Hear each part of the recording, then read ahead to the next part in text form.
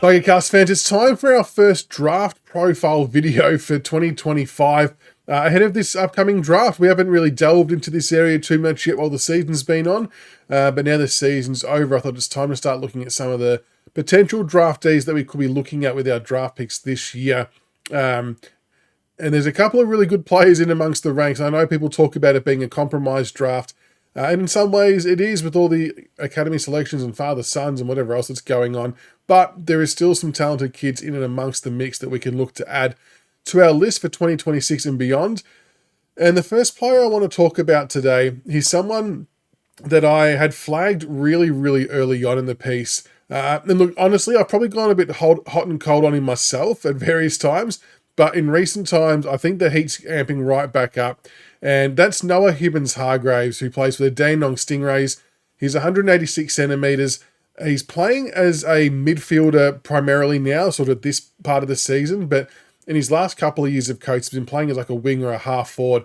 He's a very dynamic, very explosive. And he probably put in one of the best individual performances of the Coates League this year in one of the weeks gone by against the Rebels. He had 29 disposals, 8 marks, 6 clearances, 5 inside 50s, and 5 goals. It was a really, really dominating display. And we've got some footage rolling over the top. A massive shout out to Footy Stuff, by the way, on YouTube. Get around their channel for any of your Coates League footage on players coming through for the draft. But Hibbins-Hargreaves is one of those really interesting characters or interesting players that he's super talented, but he's probably also been one of the more inconsistent players a little bit this year, and that's been largely due to some injuries that he's picked up, which I know might scare some Richmond supporters after what we've gone through in 2025. But hear me out, it's not one of those ones.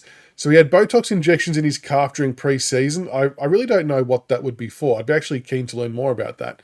And after his first Coates League game, he injured his shoulder. So that set him back where he missed both the National Academy matches. He was the team runner still. He did play in the championships. And even there, that was probably where I was a little bit, I don't know, because he kind of went a little bit quiet. But then he pulls out games like this, which he's sort of done a couple of times. He's had some really big moment games. He's kicked some clutch goals. And I just think there's a bit of X factor and class about him. I can't get out of my mind the thought of pairing him with Taj Hotton. That's kind of where I'm at. I think they would complement each other really well. So both can roll into the midfield. Both can go forward. I mean, Taj could play a wing if we had to or wanted him to, but so could Noah Hibbins-Hargreaves.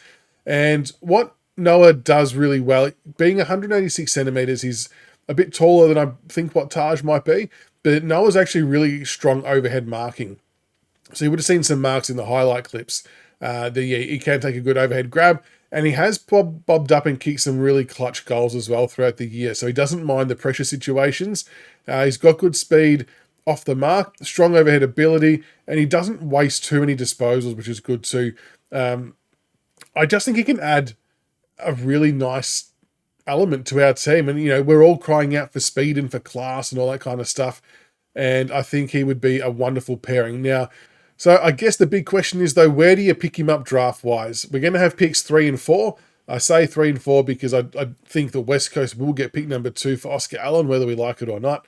So let's operate off that. Pick 3 I would use for Josh Lindsay or Dyson Sharp if he happens to slip through to us. But then with pick 4 is where we can be a bit more creative and get a bit adventurous. I'd look to maybe split that pick, and the main team that stands out for me is the Gold Coast Suns. So they currently have picks 6, 10, and 15, which are the ones of the most interest in this particular scenario. So I'd be looking to offload 4 to them for maybe 10 and 15. There might have to be some shuffling of other future picks to even things out point-wise. So that way they can get ahead of some potential picks or bids, and pick up one of their players for a pick and then use other points for later picks to match any other bids that come through for the other academy players, because they are getting kissed on the pecker in this draft with some academy players. But that would then mean, let's say if we then walked into the draft with pick 3, pick 10, pick 15, then you end up walking away, with a Josh Lindsay or a Sharp, and you might be able to get a Hibbins-Hargreaves at pick 10, and maybe a Grill could still be there at pick 15 or vice versa with 10 and 15. So you end up with 3 really good quality players, as well as adding Louis Kellaway to the mix as well. And I think that ends up being a reasonably good draft haul to add to the 8 that we had last year as well. So yeah, I think if we're wanting to add speed and X factor and a bit of class, and someone who can like change a game and be really dynamic, Noah Hibbins-Hargreaves should get looked at, I think. Let us know what you think in the comments below. Have you seen his highlights? What do you think of his game? Where would you be prepared to take him in the draft? Do you see him being a good match with Taj Hotton if he were to go down this path? Keen to hear what everyone thinks in the comments below. And I look forward to doing some more draft content shortly. Make sure you like and subscribe for more, and we'll see you for the next one. Go Tigers.